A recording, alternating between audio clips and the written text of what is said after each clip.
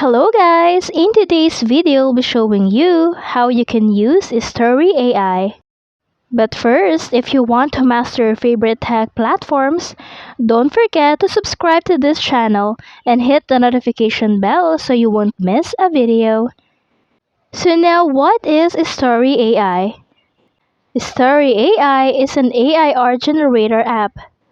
You just simply enter a text prompt and its AI transforms your words into works of art.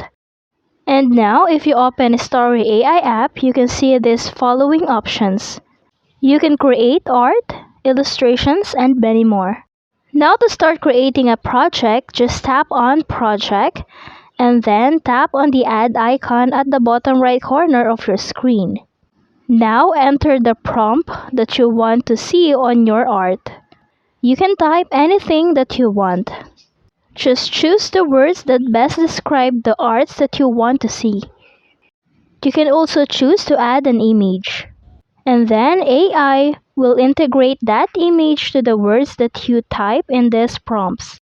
But for now, I chose to add only text to the prompts. Now just tap on Create. Now just wait for AI to generate your art. And that's it!